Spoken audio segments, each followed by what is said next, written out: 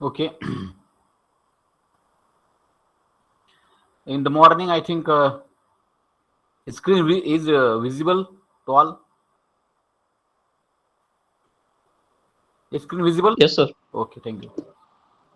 Okay, so last lecture, I think we have seen surface tension additional properties, that is surface tension, what is meant by cohesive force of attraction, what is meant by adhesive force of attraction.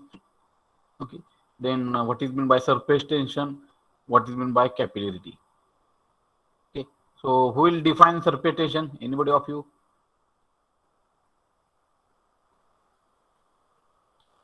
Anybody of you can define surface tension? Anybody of you?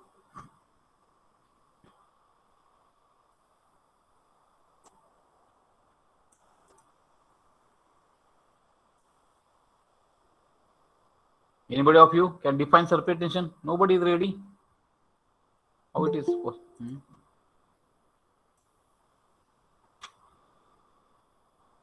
will define surface tension?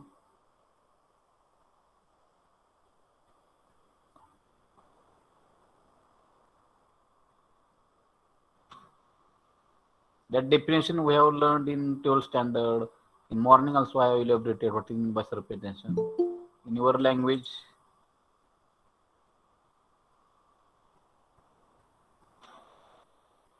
who will define?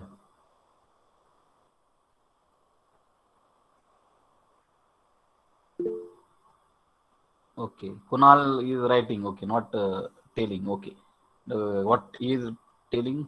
Okay, so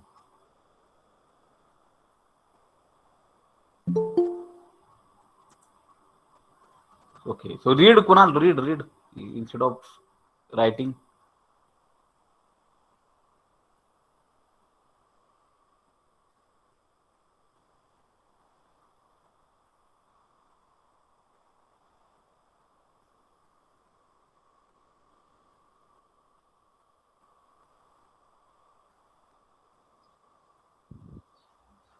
The tension of the surface film of a liquid caused by the attraction of the particles Okay, in the surface layer by the bulk of the liquid. okay. Surface of the surface film of a liquid caused by the attraction of the particles in the surface layer by the bulk of liquid. Okay, or in it is a tensile force. It is another language. It is a tensile force acting on a free surface of a liquid. Tensile force acting on a free surface of a liquid, due to which the free surface acts like a stretched membrane under tension. So that we are calling as a stress surface tension force. And in the morning we have elaborated this, that is the molecules which are inside the bulk, inside this particular submerged in the liquid, will uh, will undergo resultant cohesion force as a zero. Okay, the molecules which are at the free surface of a liquid, okay, so their uh, resultant force of cohesion force is going to shift in downward direction. Due to this, these free molecules at the free surface are looks like a stretched out. They will form a film, and that film is look like a stretched membrane under tension, and that we are called as a that force we are called as a surface tension force. Okay, so surface tension, the effect may be becoming significant for small fluid system, such liquid level in the capillary. Okay, so this is about the capillary. So surface tension force, free surface looks like a stretched membrane under tension. Then cohesion we have seen adhesion. Now what is meant by capillarity? Now we have seen capillarity two effect. One is capillarity rise and another is capillarity fall. So who will tell capillarity rise or capillarity? Somebody can define capillarity. What is meant by capillarity? Anybody of you? Riser falls of the liquid in bore tube. In capillary tube. That is called as capillarity. And when capillarity rise will take place? Anybody?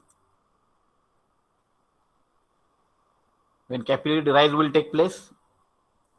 When capillary tube is immersed in which kind of liquids? Anybody of you, capillary rise when it will take place? Simple questions. These are we have learned. These are basics. Already you all learned in 12th standard. Adhesive force is greater than cohesive force. Okay, when adhesive force is greater than cohesive force, then that case capillary rise will take place. Okay. So for example, water. So water's adhesive force with respect to glass is more, and water's cohesive force with respect to it itself is less, and therefore capillary rise will take place when small diameter tubes open at both ends. Capillary tube is what?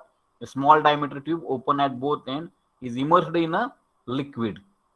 Okay, then capillary rise will take place. For example, capillary tube immersed in a water, when cohesive force of attraction will be lesser than the adhesive force, and capillary fall will take place when cohesive force of attraction will be uh, more than the adhesive force. So for example, mercury is solid, having mercury is solid in liquid state, and its molecules are very much closer to each other. Therefore cohesion force of attraction is more in case of the mercury as compared to mercury's adhesion force with respect to glass.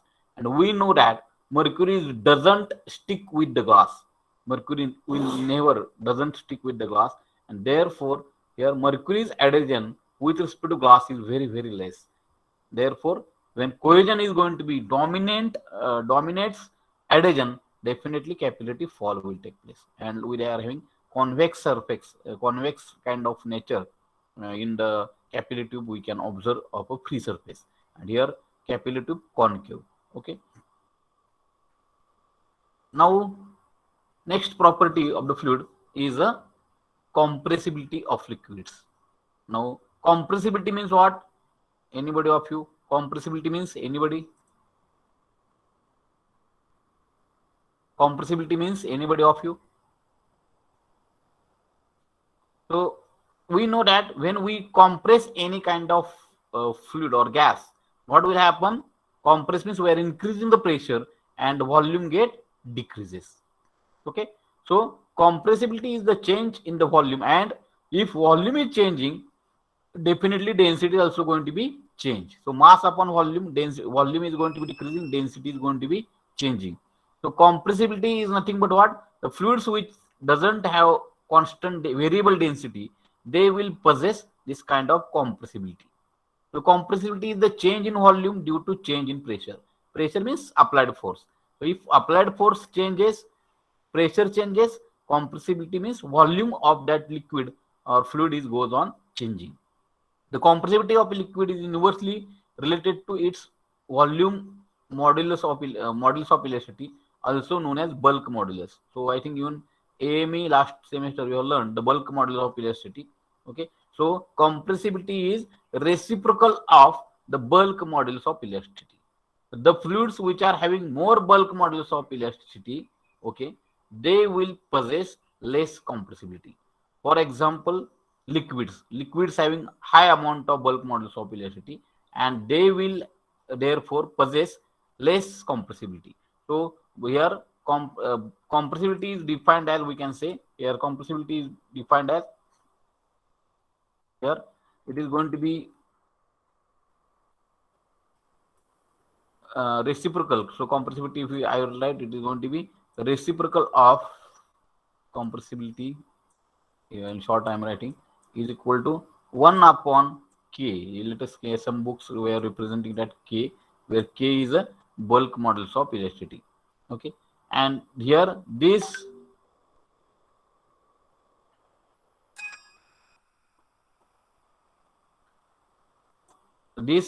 bulk modulus of elasticity, if it is more, then compressibility will be less, and if the bulk modulus of elasticity will be more, then compressibility will be less, and if bulk modulus of elasticity is less, compressibility will be more.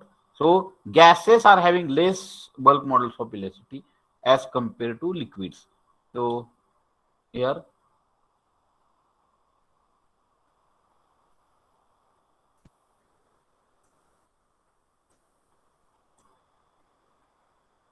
Okay, so in most engineering problems, the bulk models of elasticity at or atmospheric pressure is one of the interest. The bulk models of elasticity is a property of fluid, and of for liquids is a function of temperature and pressure. Okay, so minimum compressibility at this temperature. So bulk models of, for liquids, the bulk models of elasticity is more. It is function of temperature and pressure. So we often specify applied pressures in terms of absolute terms because atmospheric pressure varies. Absolute pressure is the actual pressure of on the fluid relative to absolute zero.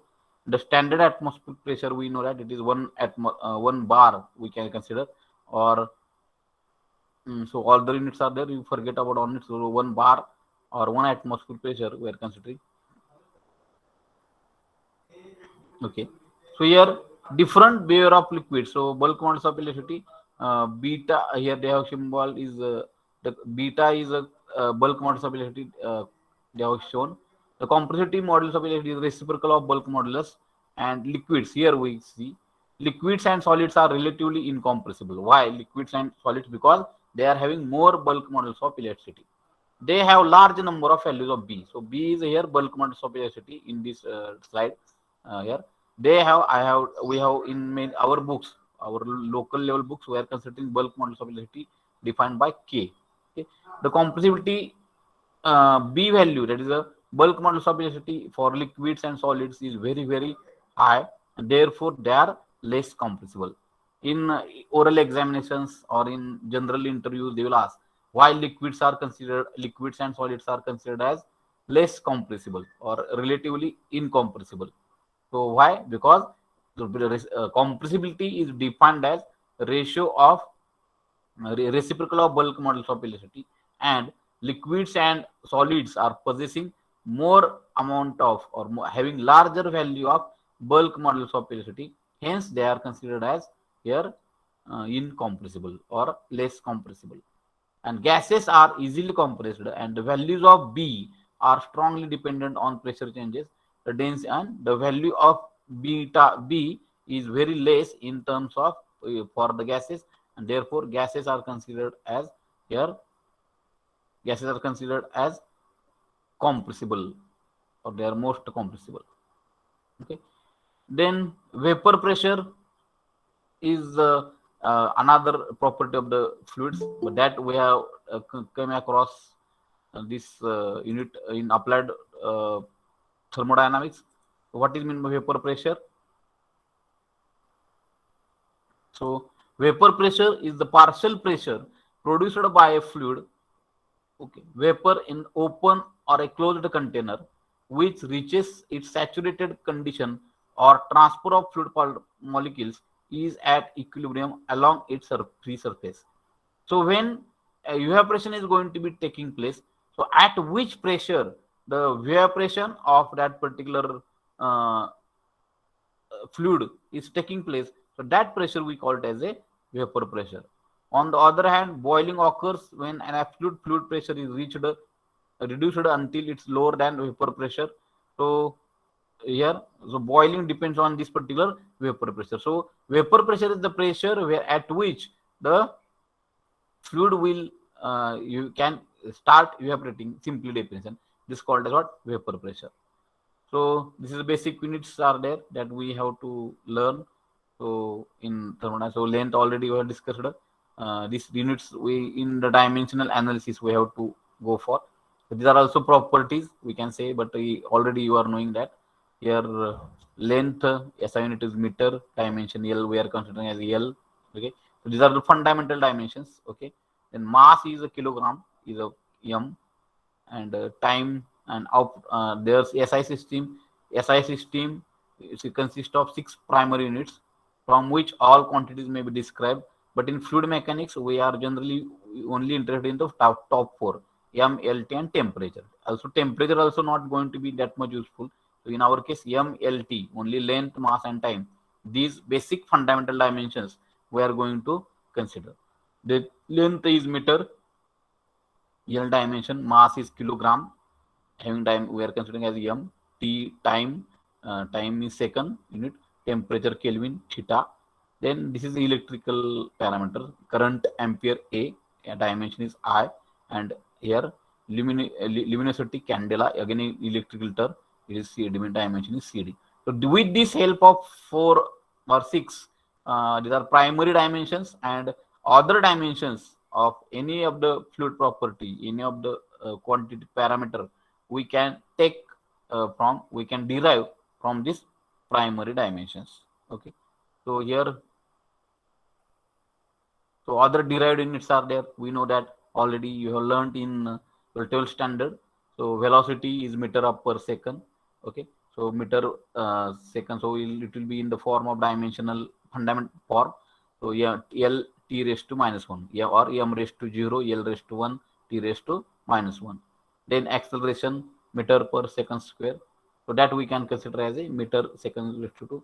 So dimension, this dimension is L, m raised to 0, L raised to 1, t raised to -2. So this is MLT forms.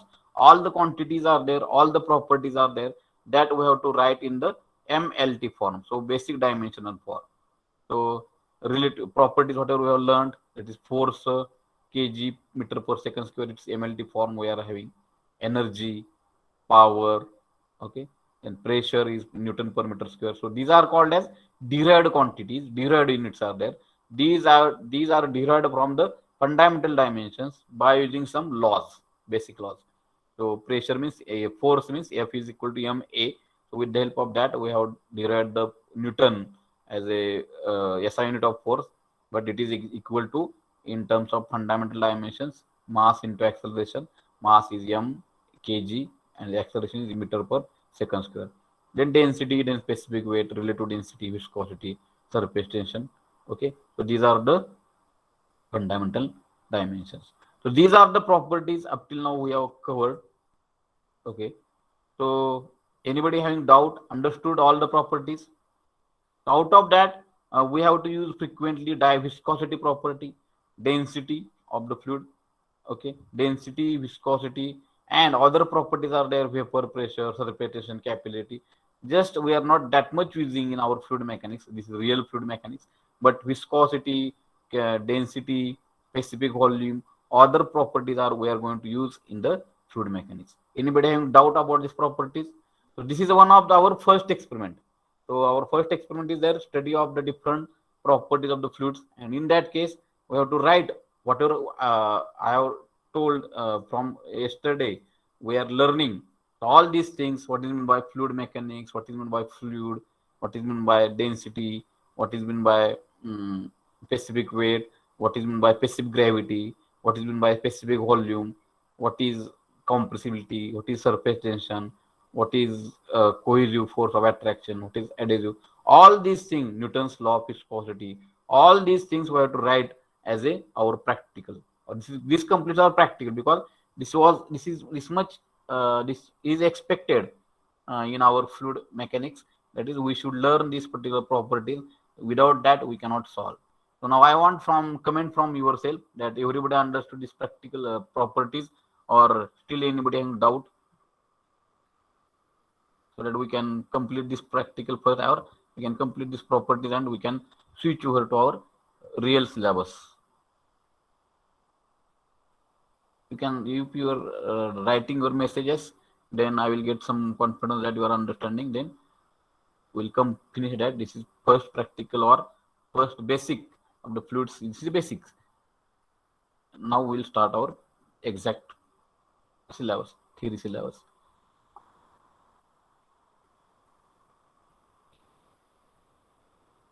You can write.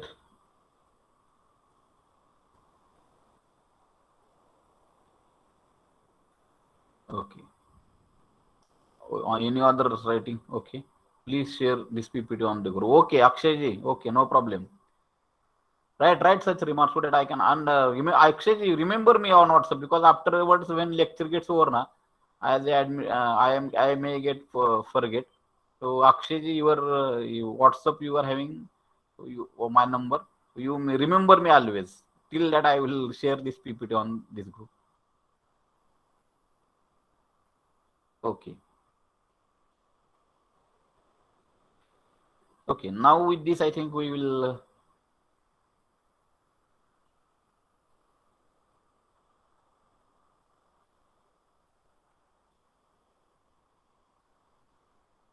Okay, now we'll little bit introduction of first chapter we'll go for. Hmm.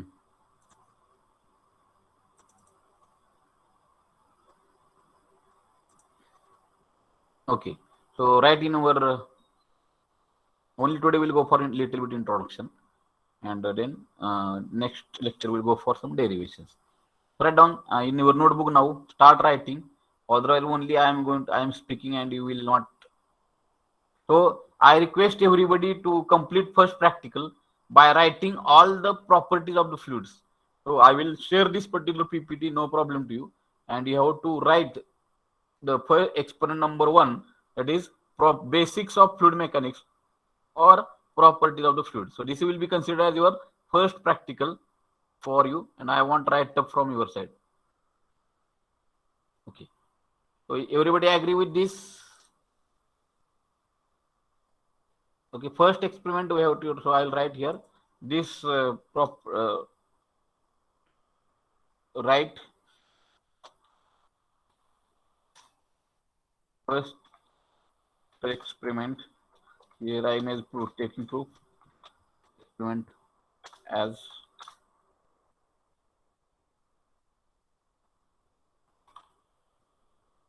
of properties of fluids.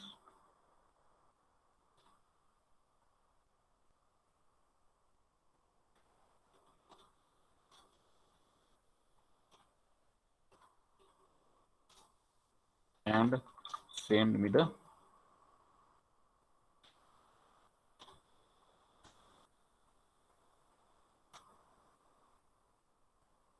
write-ups.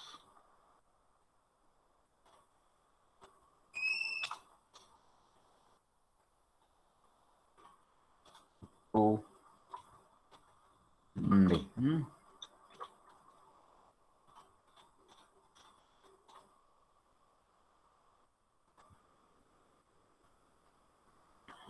31st 5.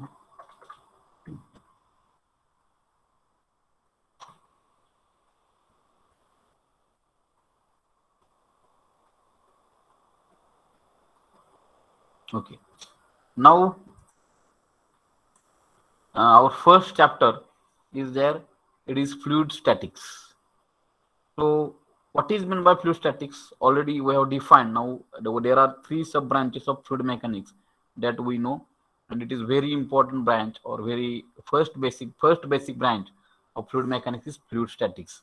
So I want that somebody can define fluid statics before starting the first chapter. Anybody of you?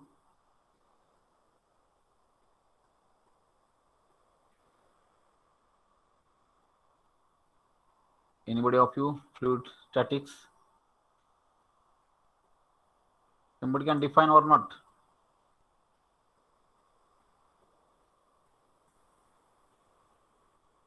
Anybody of you can define fluid statics?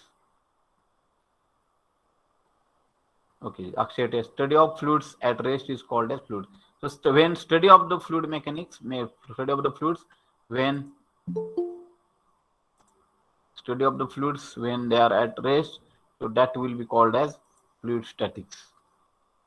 Okay, so we have to learn the different kind of forces acting on the fluid.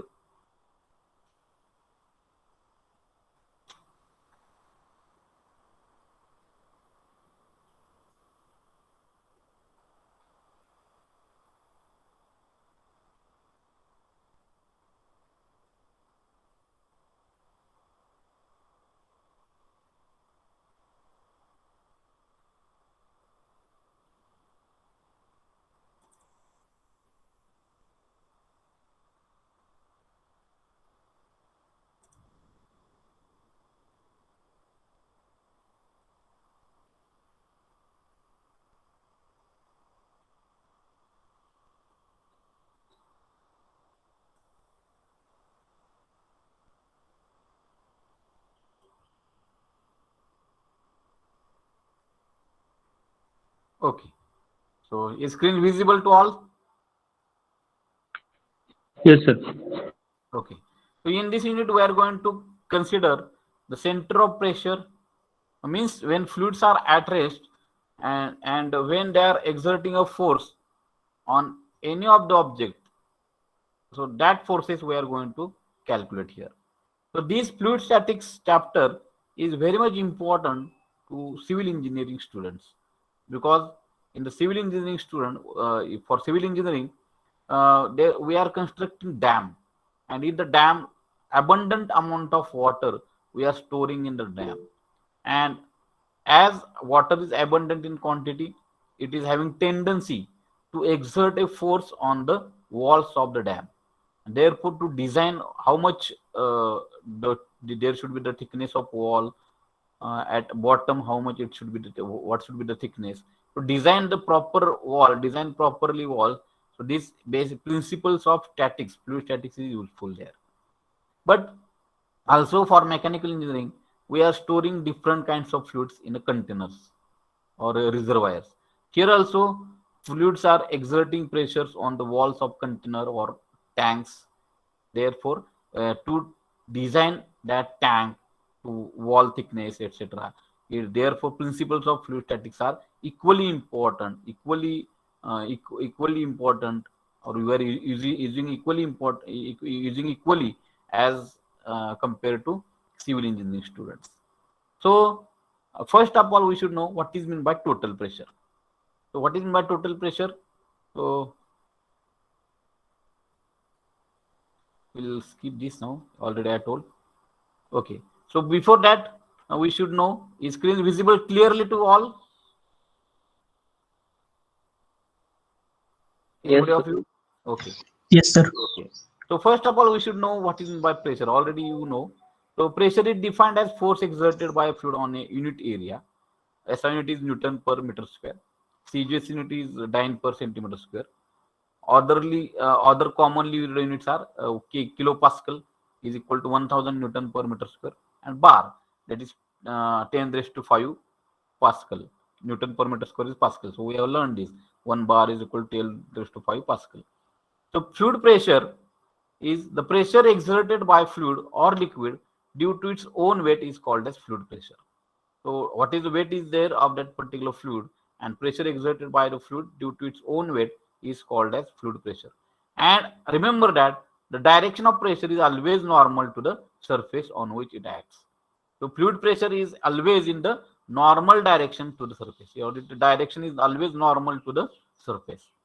So pressure intensity is defined as intensity of pressure P is equal to force per unit area. So we can calculate the pressure intensity of any of the fluid is P is equal to F by A, or Newton per meter square. Okay.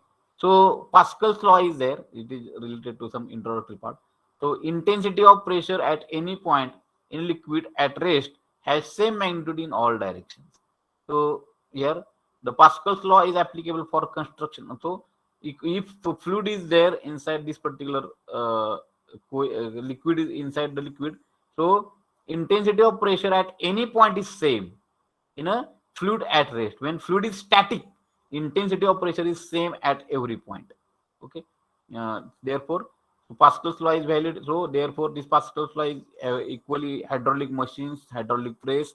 So if you apply this pressure force at point 1 P1 pressure, so this pressure equally transfer to this particular fluid. So there, and it is what it will go through this particular. So our pressure intensity equally transfers through this particular liquid when fluid is static. Okay. Then this is going to be the principle is used equally in hydraulic jack, hydraulic braking system. Okay. So F1 you are applying force so that this F2 may be to lift the object. The object is there and we want to lift. So if you apply the pressure force here, F1, if you compress this, so this fluid will increase its volume. Okay. And this fluid will here volume is get decreased, and decreased volume it will increase volume at this side, and here this will exert a force, and here it will expand, or it will lift this particular F2. F1 is input and F2 is output. Okay. So to lift any object we are going to use this. Okay. So this is going to be basic. Okay. Now this is going to be very much important. There are three kinds of pressures. Already I have teaching you applied thermodynamics. I told you there are three kinds of pressures are there. One is absolute pressure, another is gauge pressure, and and third one is atmospheric pressure, and fourth one is a vacuum pressure. So there is going to be on y-axis, we are considering it as a pressure. On x-axis, absolute pressure is there. So this is one absolute zero line. So below that absolute zero pressure, there is no pressure, because absolute zero means exactly zero. Below that there is no pressure below absolute zero. Okay. So with respect to absolute pressure line, there is some pressure may exist, that is atmospheric pressure. So this is called as what? Atmospheric pressure. Now we can define other pressures either with respect to absolute pressure or with respect to atmospheric pressure. So therefore, when we consider that pressure is absolute pressure, inside bracket we are writing, it means that whatever the pressure we have defined, it is with respect to absolute pressure line. Or sometimes we are in main bracket, we are mentioning that it is atmospheric. So atmospheric means what? With respect to this atmospheric pressure, we are calculating the pressure. So at absolute pressure, so is a complete zero pressure, no perfect vacuum condition, no air is present, so zero pressure. And but atmospheric pressure is having some value. It is 10.3 if you consider in terms of head, it is 10.33 meter of water. If it is considered simply, it is 101 kilopascal, okay, or 1 bar is the atmospheric pressure. So this will be with respect to absolute pressure line. We can we can indicate this as a one horizontal line. Now here, if we define gauge pressure means what? Positive pressures, or it is called as what? Positive pressure, and these pressures are more than atmospheric pressures. Okay. For example, whatever the air we are filling in the tires, in the tubes of tires, so that pressure is definitely more than atmospheric pressure. So when that gauge is connected to the atmosphere, it shows zero reading. So atmospheric indicate that atmospheric pressure is what? There, all that pressures we are calculating with respect to atmospheric pressure. So atmospheric pressure is in that case zero, and whatever above pressure is there, this is called as gauge pressure. Similarly, the pressures which are below than the atmospheric pressure, these are called as negative pressures. Okay, these are called as what? Negative pressures. And here, or it is called as vacuum pressures. Okay. Now when negative pressure we say, it is with respect to definitely atmospheric pressure, but with respect to absolute pressure, all pressures are positive. It may be negative pressure, vacuum pressure, or gauge pressure. So if you want to calculate now reference value, if you take atmospheric pressure, then if you want to calculate the pressure at B, definitely in that case we should calculate pressure at B is equal to atmospheric pressure minus vacuum pressure at B. This span, atmospheric pressure, this span minus this will be, sorry, it will be absolute pressure at B.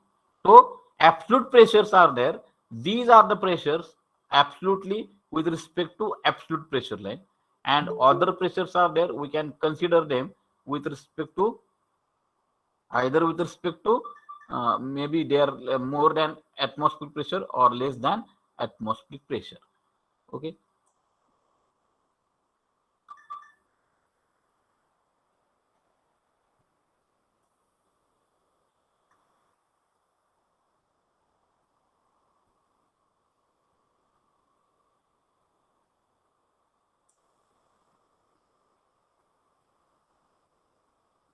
Okay.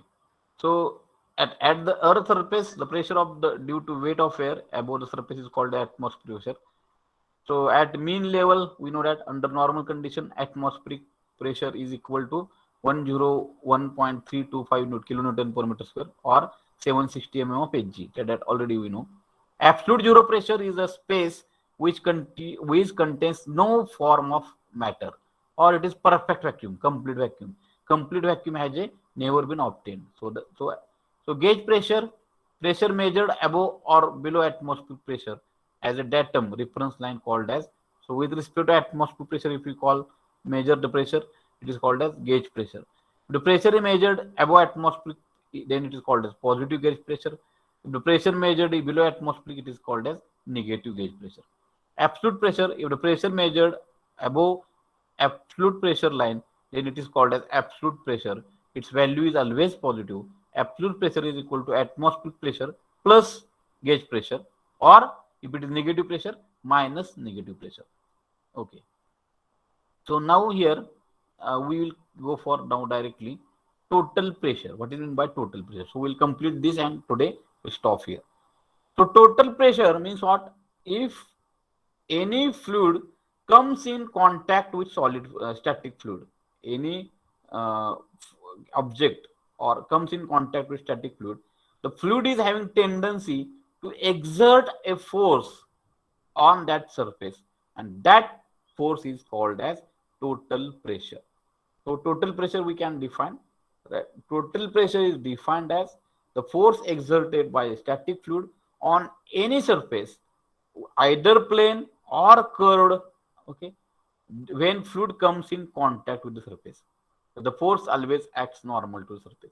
So means total pressure is defined as, write down this, total pressure is defined as the force exerted by a static fluid on a surface, either plane or curved, when fluid comes in contact with the surface. So that is called as total pressure. Okay. And is total pressure is act at a one particular point, though center of pressure is defined as the point of application of the total pressure. So where that total pressure is acts on that particular fluid, so that point of application is called as center of pressure. So first everybody remembering, now first is what? Total pressure. How we can define total pressure? So total pressure is defined as when a force exert, when fluid comes in contact with any surface, either plane or curved, then fluid is having tendency to exert a force on that surface. So that force, that pressure, or that force is called as total pressure. And as this is a total pressure, it always acts normal to the always acts normal to the surface. And center of pressure, the point of application at which point the resultant total pressure is acting, so that point of application, so center of pressure is defined as point of application of the total pressure on the surface. Now there are four kinds of surfaces we are in our syllabus. There are four cases of submerged surfaces. Any surface when we immerse in a liquid, for example, this is air is a fluid and all we are immersed in this particular air. Or another example we will take, that is water is there, and in that water we have immersed any kind of surface. Then water is having tendency to exert a force on that particular surface. That will called as simply total pressure. And the point of application of total pressure is called as center of pressure. Now there are four kinds of surfaces we are considering. So one is vertical plane surface, another is horizontal plane surface. Vertical means what? If surface is vertical, okay, completely vertical, then we can say vertical plane surface. If the axis of that surface is vertical, then that surface we call it as a vertical plane surface. Horizontal plane is simply a horizontal surface. The axis is horizontal to the horizontal, parallel to the particular surface, plane water surface, then it is called as horizontal plane surface. Inclined, if axis of that surface makes angle with free surface, that will be inclined. Okay, and another is curved surface. So this is a okay. Now here total pressure now on any kind of horizontal surface. Now this is considered as this is liquid is there, and in that liquid of here we are considering one surface. So the force acting on any kind of horizontal surface is given by the equation is given here rho gh. So here force acting on any kind of here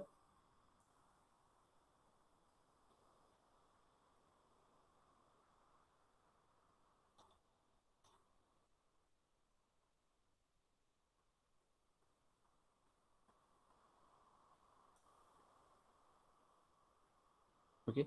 So if you consider this as a one free surface, we can write now this will be called as free surface.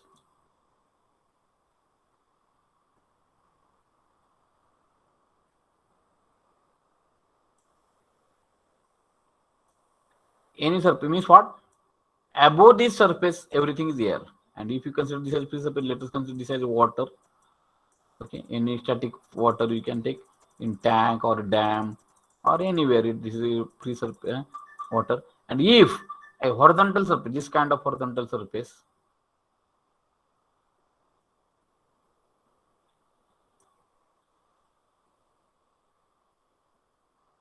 it is considered as a this surface, horizontal surface, and this is at, let us consider this as having, here one concept is there. So this is a CG, we'll write by G. This is CG of the surface, and this surface is at H depth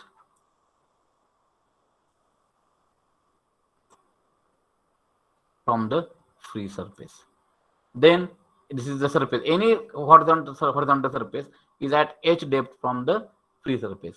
So for horizontal surface, all the points are at equidepth from the free surface. Therefore, here if you consider the H bar now we are going to use the symbol. That is H bar is a here whatever this here center of gravity. It is going to be what? Center distance from distance in between free surface and CG of that particular surface. It is called as H bar.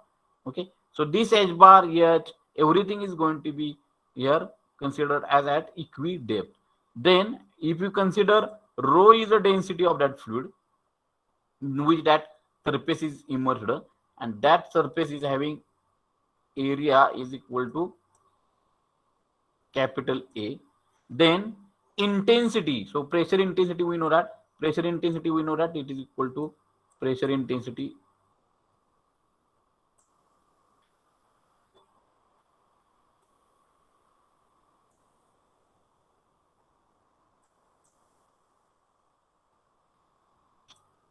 so we know that H head is equal to what? P is equal to,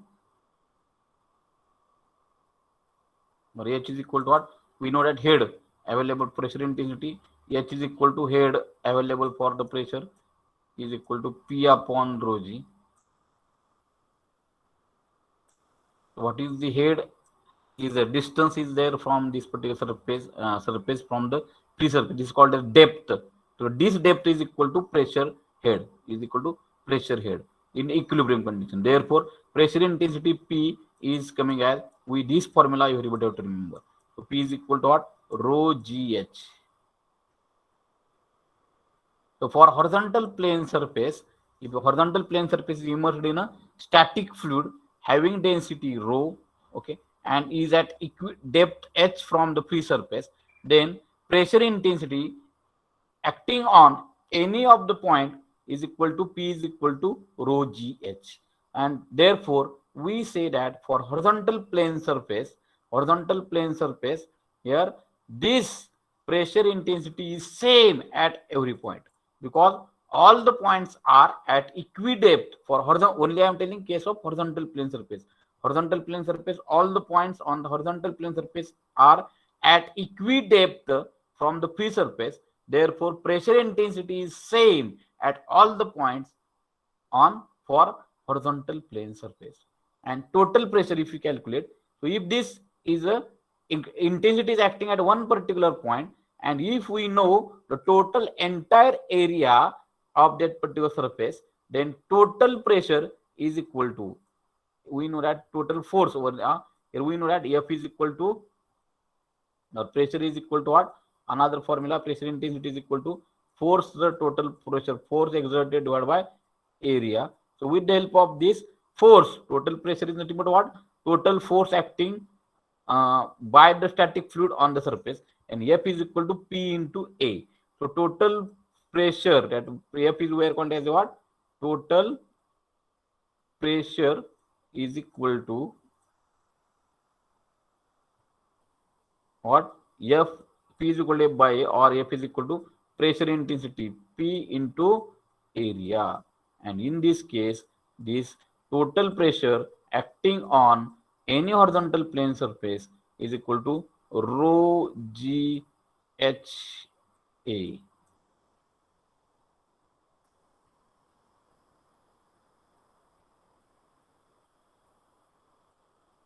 Okay, so total pressure is equal to P into A, rho GHA. So rho GH is equal to total pressure. So generally we are calculating the from depth always we are calculating with respect to CG. Therefore, but H is equal to H bar here because gravity point, center of gravity point of horizontal plane surface is also at the equidepth from the free surface. Therefore, this H also we can replace by this H bar, and therefore total pressure is equal to, I will write only T, is equal to rho G H bar A or H bar. So total pressure acting on a horizontal free surface is equal to here rho G H bar A. Also, center of pressure. At what point this particular center of total pressure is acting? So it is acting at any point, this depth only, H star, and this center of pressure, I will write Cp in short. Cp is equal to, symbol is there in our case is what, H star, and also for horizontal plane surface, this H star is also acting at one point on this particular plane surface, and this for horizontal plane surface, this will be also at equidepth like H or H bar. So H star is also equal to what? H is equal to H bar. So in this case, here there is what? H star is going to be symbol, henceforth we are going to use for center of pressure, H star, and H star is equal to same of H is equal to H bar. This is only case is valid for horizontal plane surface. So here this is only valid for horizontal plane surface. Now, with respect to this base, we have to derive the equation for horizontal plane surface, vertical plane surface. How much is the total pressure acting and what is the center of pressure? So this is valid only for horizontal plane surface.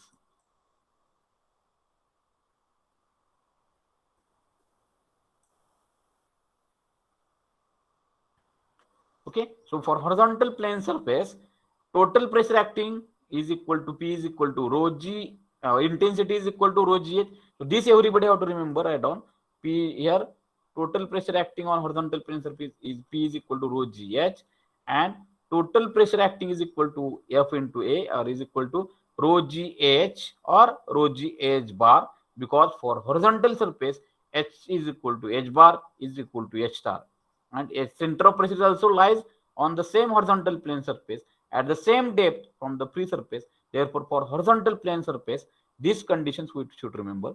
P is total pressure intensity is rho GH, total pressure is rho GH bar or H, or and center of pressure H is equal to H bar is equal to H star. Okay. Now here with this I want to stop. You have to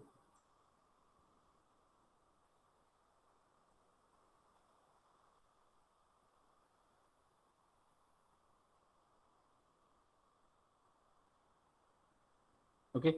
So understood? Write down yes. Then I will. Then you have to write your roll numbers. First of all, write down. Everybody understood? Is total pressure on horizontal plane surface and total pressure, center of pressure on horizontal plane surface. Okay. Only don't write yes, yes, yes. Everybody understood? Then write your roll numbers and then leave the meeting. Thank you. Thank you very much.